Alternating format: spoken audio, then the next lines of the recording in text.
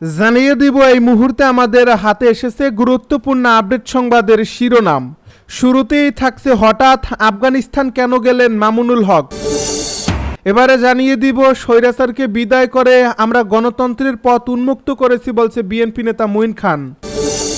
আরও জানাবো মৌলবাদী সাম্প্রদায়িক শক্তি নির্বাচনের বিরোধিতা করছে বলছে সিপিবির সভাপতি। সব শেষে জানিয়ে দিব বাংলাদেশ ভ্রমণে উচ্চ সতর্কতা জারি করল কানাডা। এতক্ষণ শুনছিলেন হাতে থাকা আপডেট সংবাদের শিরোনাম, এবারে বিস্তারিত। তবে তার আগে অনুরোধ রইল ভিডিওটিতে একটি লাইক এবং কমেন্ট করে জানিয়ে দিন ভিডিও সম্পর্কে আপনার মূল্যবান মতামত। আরও জানিয়ে দিন ভিডিওটি কোথা থেকে দেখছেন বা কোন জেলা থেকে দেখছেন। হঠাৎ আফগানিস্তান কেন গেলেন মামুনুল হক। বাংলাদেশ থেকে আফগানিস্তানে সফরে গিয়েছেন বাংলাদেশ খিলাফত মজলিসের আমির মামুনুল হক সহ 7 জন। গত বুধবার সকালে দেশটির রাজধানী কাবুলে গিয়ে পৌঁছান তারা। যদিও তার দল দাবি করছে এটি দলীয় কোনো সফর নয়, তবে দলটি এক সংবাদ বিজ্ঞপ্তিতে এই সফরের তথ্য জানিয়েছে। এতে বলা হয়েছে ইমারাতে ইসলামিয়া বা তালেবান সরকারের আমন্ত্রণে সফরকারী দলটি আফগানিস্তানে গেছে। কাবুলে তারা তালেবান সরকারের প্রধান বিচারপতি, একাধিক মন্ত্রী ও উচ্চপদস্থ কর্মকর্তাদের সঙ্গে সাক্ষাৎ ও মত বিনিময় করার কথা রয়েছে। বিশেষভাবে মানবাধিকার ও নারী অধিকারের বিষয়ে পশ্চিমা মহলে যে সমালোচনা রয়েছে সে প্রসঙ্গেও তারা বাস্তব অবস্থান সরাসরি পরিদর্শন করবেন বলে সংবাদ বিজ্ঞপ্তিতে জানিয়েছে দলটি। তবে পশ্চিমা বিশ্বের সমালোচনা বিষয়টি নিয়ে মামুনুল হক কেন পরিদর্শন করছেন এ বিষয়ে জানতে চাইলে খিলাফত মজলিসের মহাসচিব মাওলানা জালালউদ্দিন আহমেদ জানান, সেখানে আসলে নারী অধিকার লুণ্ঠন বা হরণ হচ্ছে কিনা সেটা বাস্তবে দেখল তারা। তবে পশ্চিমা বিশ্বের সমালোচনার বিষয়টি নিয়ে মামুনুল হক কেন পরিদর্শন করছেন এ বিষয়ে জানতে চাইলে খিলাফত মজলিসের মহাসচিব মাওলানা জালালউদ্দিন আহমেদ জানান, সেখানে আসলে নারী অধিকার লুণ্ঠন বা হরণ হচ্ছে কিনা এটা বাস্তবে দেখল তারা। অনেক সময় হয় না যে একটা বিষয়ে বিভ্রাট ধারণা থাকে, একটা শ্রেণীর লোক তো এই বিষয়টা প্রচার করে যে নারীর অধিকার নারীকে ঘরে আটকায় রাখে। এই বিষয়টা তারা জানলো আসলে বিষয়টা সত্য কিনা। এদিকে খেলাফত মজলিসের আমির ও তার প্রতিনিধি দল এমন এক সময় এই সফর করেছেন যখন বাংলাদেশের রাজধানী ঢাকায় তার ঘোষিত বিক্ষোভ কর্মসূচি চলছে।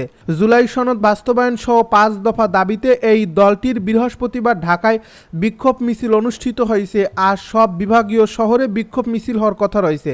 রাজনৈতিক সম্পর্ক বিশ্লেষকদের কেউ কেউ বিস্ময় প্রকাশ করে বলেছেন, এখন পর্যন্ত বাংলাদেশের কোনো রাজনৈতিক দলের নেতারা আফগানিস্তানে গিয়েছেন এমন কোনো নজির নেই। স্বৈরাচারকে বিদায় করে আমরা গণতন্ত্রের পথ উন্মুক্ত করেছি বলছে বিএনপি নেতা মঈন খান। বিএনপির স্থায়ী কমিটির সদস্য আব্দুল মঈন খান বলেছেন, আমরা এ দেশ থেকে স্বৈরাচারকে বিদায় করে গণতন্ত্রের পথ উন্মুক্ত করেছি। স্বৈরতন্ত্র থেকে আমরা মুক্তি পেয়েছি ছাত্র জনতার বিপ্লবের মাধ্যমে। তিনি বলেন, 1 বছর আগে এই ছাত্র জনতার বিপ্লব চূড়ান্ত পর্যায়ে এসেছিল বিএনপি ও গণতন্ত্রকামী সকল রাজনৈতিক দলের সঙ্গে দীর্ঘ 15 বছরের সংগ্রামের ফলে। শুক্রবার বিকেলে নরসিংদীর পলাশ উপজেলার পণ্ডিতপাড়া গ্রামে বিএনপির 47তম প্রতিষ্ঠা বার্ষিকী উপলক্ষে আয়োজিত এক পথসভায় প্রধান অতিথির বক্তব্যে তিনি এসব কথা বলেন। মঈন খান বলেন, বাংলাদেশকে গণতন্ত্রে রূপান্তর করতে হবে। আগামীতে একটি সুষ্ঠু ও নিরপেক্ষ নির্বাচনে আপনারা যাকে খুশি তাকে ভোট দেবেন। কেউ যেন ভোট আরেকজনে ছিনিয়ে নিতে না পারে, যা আওয়ামী লীগ করেছিল। তিনি বলেন, বিএনপি সেই গণতন্ত্রের কথা বলে যে গণতন্ত্রের মানুষের ভোটের অধিকার, অর্থনৈতিক অধিকার ও স্বাধীনভাবে কথা বলার অধিকার নিশ্চিত হয়। আমরা কারোর উপর কিছু চাপিয়ে দিয়ে রাজনীতি করি না, আমরা রাজনীতি করি মানুষের কথা ও উপদেশ শুনে। মানুষ যা চায় তা কিন্তু আমরা করতে বাধ্য থাকি, আর এটি হলো গণতন্ত্রের রীতিনীতি। তিনি আরও বলেন, বিএনপি চায় আগামীতে যে সুষ্ঠু ও নিরপেক্ষ নির্বাচন হবে সেই নির্বাচনে জনগণ জাতীয় সংসদের মাধ্যমে বাংলাদেশের উপর তাদের গণতান্ত্রিক কর্তৃক প্রতিষ্ঠা করবে। মৌলবাদী সাম্প্রদায়িক শক্তি নির্বাচনের বিরোধিতা করছে সিপিবির সভাপতির মন্তব্য। প্রতিক্রিয়াশীল মৌলবাদী সাম্প্রদায়িক শক্তি নানা উসিলায় নির্বাচনের বিরোধিতা করছে বলে মন্তব্য করেছেন বাংলাদেশের কমিউনিস্ট পার্টির সভাপতি শাহ আলম। শুক্রবার বিকেলে ঢাকার ইঞ্জিনিয়ার ইনস্টিটিউশনের মিলনায়তনে সিপিবির 13শ কংগ্রেসের উদ্বোধনী অধিবেশনের সভাপতির বক্তব্যে তিনি এই মন্তব্য করেন। শাহ আলম বলেন, সারা পৃথিবীতে আমরা কি দেখছি? পৃথিবী আজ তৃতীয় বিশ্বের দ্বার প্রান্তে। আমেরিকা আজ ইরাক, লিবিয়া, সিরিয়াকে ব্যর্থ রাষ্ট্র করে দিয়েছে। বিশ্ব সাম্রাজ্যবাদের মোড়লরা নয়া উপনিবেশ সৃষ্টি করেছে বিভিন্ন দেশে। তিনি বলেন, আজ সাম্রাজ্যবাদী শক্তি দেশের করিডোর গভীর সমুদ্র বন্দর ইজারা দিয়ে মিয়ানমারের সঙ্গে করিডোরের মাধ্যমে আমাদের সঙ্গে যুদ্ধ চালিয়ে দিতে চায়। এর মাধ্যমে বিশ্ব সাম্রাজ্যবাদ আমাদের দেশটাকেও ব্যর্থ রাষ্ট্রের দিকে নিয়ে যেতে চায়। সিপিবির সভাপতি বলেন, আমেরিকান সাম্রাজ্যবাদী শক্তির সৈন্যরা আজ বাংলাদেশে যৌথ মহড়া দিচ্ছে। আমাদের দেশে একটি অগ্নিগর্ভ অবস্থার সৃষ্টি হয়েছে। এর আগে আমাদের সামনের নির্বাচন হবে কি হবে না তার যোগসূত্র আছে। তিনি আরো বলেন, পিআর আমরাও চাই। সিপিবি থেকে আমরাই প্রথম সংখ্যানুপাতিক নির্বাচনের দাবি তুলেছি। আপাতত আমরা পিআরে জোর দিচ্ছি না। পিআর হোক, তবে সেটা আগামী দিনের পার্লামেন্টের মধ্য দিয়ে। এখন সংবিধানে পিআর নাই, নির্বাচন কমিশনও সেটা বলছে।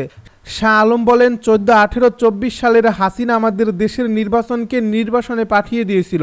দেশের মানুষ এখন নির্বাচন চাচ্ছে, আর এই নির্বাচনের বিরুদ্ধে প্রতিক্রিয়াশীল। মৌলবাদী সাম্প্রদায়িক শক্তি নানা ওসিলায় নির্বাচনের বিরোধিতা করছে। এই নির্বাচন যদি দেশে না হয় তাহলে বাংলাদেশ কোথায় যাবে? মৌলবাদীরা আরো শক্তিশালী হবে, দেশ মৌলবাদী তালেবানি রাষ্ট্রের দিকে চলে যাবে। তিনি আরো বলেন, দেশে জামাত স্টেট পাওয়ারের মধ্যে আরেকটা পাওয়ার সৃষ্টি করে ফেলেছে। তারা নির্বাচনের বিরোধিতা করে তাদের যে ক্ষমতা, এখন তারা সেটা উপভোগ করছে। ক্ষমতা উপভোগ করছে কারা? বিএনপি, জামাত, এনসিপি এবং অন্তর্বর্তীকালীন সরকার। এখন ক্ষমতার বহু সেন্টার। নির্বাচন যদি না হয় এই খেলা চলতেই থাকবে। বাংলাদেশ ভ্রমণে উচ্চ সতর্কতা জারি করল কানাডা। বাংলাদেশ ভ্রমণে নিজ দেশের নাগরিকদের সতর্ক করেছে কানাডা। বৃহস্পতিবার দেশটির সরকারি ওয়েবসাইটের ভ্রমণ বিভাগে এক বিজ্ঞপ্তিতে এই সতর্কতা জারি করা হয়েছে। বিজ্ঞপ্তিতে বাংলাদেশ ভ্রমণে সতর্কতামূলক হলুদ চিহ্ন জারি করা হয়েছে, অর্থাৎ উচ্চমাত্রায় সতর্ক থাকতে বলা হয়েছে। আর বাংলাদেশের পার্বত্য 3 জেলায় ভ্রমণের ক্ষেত্রে সতর্কতামূলক লাল চিহ্ন জারি করা হয়েছে, অর্থাৎ পার্বত্য অঞ্চলে নাগরিকদের ভ্রমণে নিষেধ করছে কানাডা। নাগরিকদের উদ্দেশ্যে কানাডা সরকার বলেছে, বাংলাদেশের সম্ভাব্য বিক্ষোভ, সংঘর্ষ এবং দেশ জুড়ে হরতাল অবরোধের কথা মাথায় রেখে দেশটি ভ্রমণে উচ্চমাত্রায় সতর্ক থাকুন। দেশটিতে যে কোনো মুহূর্তে নিরাপত্তা পরিস্থিতির অবনতি ঘটে যেতে পারে, আর আগাম সংকেত নাও পাওয়া যেতে পারে।